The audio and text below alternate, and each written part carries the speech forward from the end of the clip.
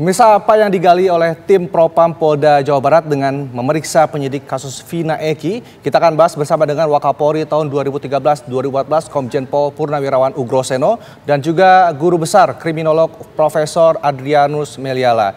Selamat petang Pak Ugroseno dan Adrianus. Selamat petang semuanya. Selamat petang. Baik, kita ke Pak Ugroseno terlebih dahulu. Pak, sebelum Anda menjabat sebagai Wakapolri ini sempat menjabat sebagai Kadif Propam. Dan apakah hasil pemeriksaan Propam ini akan mampu mengubah BAP atau bahkan menambah BAP baru, Pak? Jadi gini, tidak menambah atau merubah BAP baru gitu. Jadi ditemukan kira-kira ada pelanggaran etika profesi apa yang dilakukan oleh para penyidik waktu itu gitu loh. Jadi inilah nanti akan bisa membuka tabir sebagai contoh, misalnya apakah pengamanan kemudian pemeriksaan TKP itu sesuai prosedur, ya kan? Kalau tidak sesuai prosedur, dicek berarti ada bagian dari obstruction of justice, yaitu sengaja mengaburkan TKP itu tidak boleh gitu ya kan? Nah, kalau TKP nanti sudah ditemukan ada pelanggaran, nah ini berikan masukan kepada para penyidik yang memang rencana akan membuka kembali kasus ini secara terang benderang. Jadi semua nanti akan kembali ke TKP dulu, itu yang pertama gitu aja. Jadi kalau merubah atau menambah BAP itu tidak akan mungkin, karena perkara ini sudah sampai sidang sampai tingkat pengadilan dan sudah dinyatakan inkrah gitu. Oke, nah sekarang kalau misalkan sudah dinyatakan inkrah, sudah sampai ke pengadilan Pak Ugroseno, apa mungkin yang akan diterima oleh penyidik-penyidik sebelumnya kalau seandainya memang di sana terjadi ada yang miss, ada kesalahan dalam melakukan penyidikan dan juga menyelesaikan kasus ini 8 tahun yang lalu? Ya, jadi untuk pelanggaran berkaitan etika profesi itu akan dilaksanakan sesuai dengan prosedurnya melalui sidang kode etik. Tapi kalau temuan-temuan bukti baru itulah yang merupakan nanti akan menjadi fakta baru yang bisa diajukan melalui PK. Sehingga kasus ini akan dibuka kembali dengan bukti-bukti baru tadi. Inilah yang diperlukan untuk bisa melihat kasus itu yang sebenarnya. Tapi yang jelas dengan tim yang ada itu harus dibuka kasus ini sejelas-jelasnya sehingga publik dan hukum bisa benar-benar ditegakkan di Indonesia. Baik, Pak Ugur, berarti dengan misalnya ada bukti baru untuk PK, dengan kata lain para terpidana ada 5 ini, dengan kata lain ini bisa mengubah juga hasil putusan para terpidana sebelumnya, Pak Ugro? Ya di PK nanti bisa ditembus seperti itu. Jadi tidak menutup kemungkinan bahwa kebenaran nanti akan menjadi dan keadilan menjadi panglima di negeri ini seperti itu. Jadi kalau memang tidak salah ya nyatakan tidak salah. Seperti itu.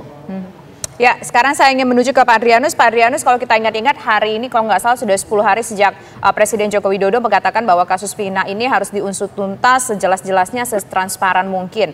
Kemudian kita ketahui bahwa ini direspon pula dengan adanya Div Propam yang mendatangi Polres di Cirebon begitu.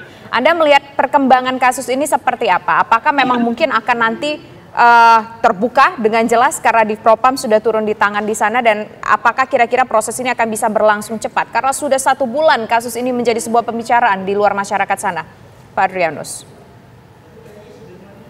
Sejak Peggy ditangkap dan ditahan, polisi kan punya kewenangan untuk menahan dalam kurun waktu sebagaimana ditetapkan oleh KUHAP, dan itu belum melampaui waktu yang ditetapkan itu. Karena kalau sudah maka penahanan Peggy menjadi tidak sah dan dia harus dibebaskan demi hukum.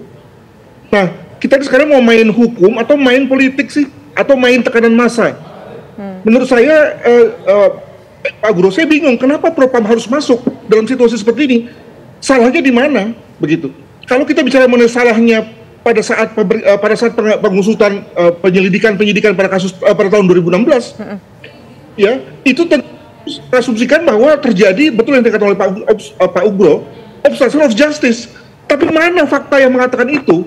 Benar bahwa begitu banyak statementnya, tapi kan nggak ada yang akurat, ya.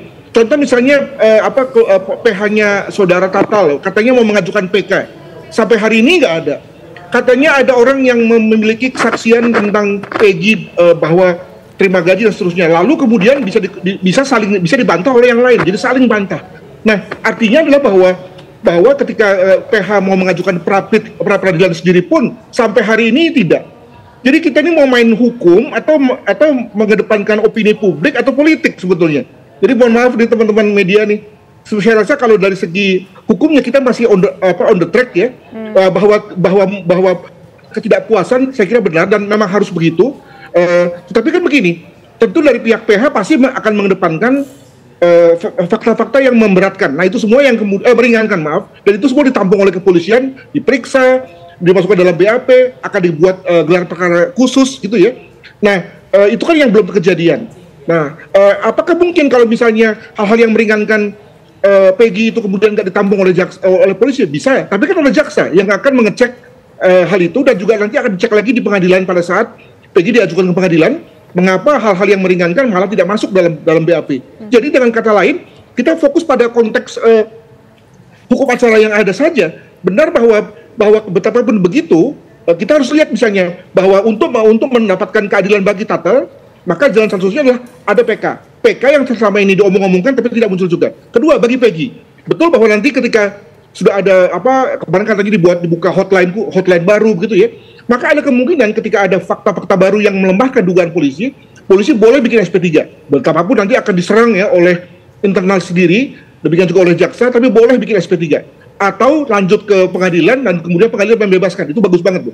Nah, dan yang juga kemudian repot secara hukum adalah bagaimana nasib dari 7 atau 6 warga binaan, pelaku yang sekarang menjalani pidana dan menjadi berstatus warga binaan. Ini gimana mengadakannya? Kita dalam hal ini secara hukum pidana dan hukum acara pidana tidak punya mekanisme untuk itu ketika yang bersangkutan sedang menjalani pidananya. Nah, dalam hal ini mungkin benar yang dikatakan oleh Pak Anton Carlyan, eksaminasi sebagai sesuatu yang bisa menghentikan semuanya ini dan membalikannya ke titik nol. Masalahnya adalah bahwa mana ada eksaminasi yang pernah seperti itu. Jadi dengan kata lain, kembalilah pada konteks bahwa kita sedang berada dalam konteks hukum dan bukan main politik atau bukan main tekanan massa. Demikian. Ya, baik. Ini cukup menarik. Berbicara Pak Adrianus mengatakan jangan main tekanan politik, jangan main tekanan hukum, jangan main tekanan massa. Memangnya kalau menurut Pak Adrianus ada mengarah ke sanakah sampai Pak Adrianus muncul statement itu? Sesaat lagi akan dijawab usai jeda berikut, pemirsa, kami kembali. Kita lanjutkan dialog apel petang pemirsa bersama Adrianus Melala dan juga di studio sudah ada Pak Ugroseno. Kita tadi sudah mendengar bagaimana mengenai pernyataan dari Pak Adrianus menyatakan ini ada dugaan tekanan politik dan juga tekanan hukum. Pak Ugroseno, ini seperti apa dari pernyataan yang Pak Adrianus sampaikan tadi? Iya, kalau tekanan politik saya rasa ini kan pembunuhan. Pembunuhan juga tidak ada. Pembunuhan politik pasti juga tidak ada. Jadi kalau saya melihat ini murni pidana, pembunuhan atau mungkin penganiayaan dengan memberatan dengan berbagai motif yang belum terungkap di sini. Itu aja. Oke. Nah, Pak Ugroseno, kalau dari apa yang disampaikan oleh Pak Adrianus tadi memang ada beberapa poin sepakat dengan Pak Ugroseno. Tapi kalau kita tangkap tampaknya kayaknya belum penting dulu lah di Propam turun untuk memanggil pihak-pihak polisi di Cirebon gitu. Kalau menurut Pak Ugroseno, apakah memang saat ini nggak penting atau saat ini yang pertama kali yang harus kita telusuri, kita lihat dulu polisinya 8 tahun yang lalu kerjanya seperti apa? Atau ya udah ini kasus yang udah ada, kita teruskan aja prosesnya? Ya, sebetulnya ini paralel begini ya. Kita sangat berterima kasih kepada presiden-presiden waktu itu, di mana Undang-Undang Kepolisian Nomor 2 tahun 2002 itu menyatakan profesi kepolisiannya adalah profesi yang mulia. Jadi untuk mengawasi profesi kepolisian ini adalah Propam, profesi dan pengamanan di sini. Jadi kita harus berterima kasih sekarang lahir Propam. Nah, dengan situasi yang seperti sekarang ini, Propam nanti akan melihat ada apa sih sebenarnya dalam penyidikan kasusnya yang terjadi seperti itu. Kalau misalnya ada dugaan-dugaan, ya katakanlah kelalaian atau mungkin ada kesengajaan, nah di sini profesi Propam turun akan meneliti di sini.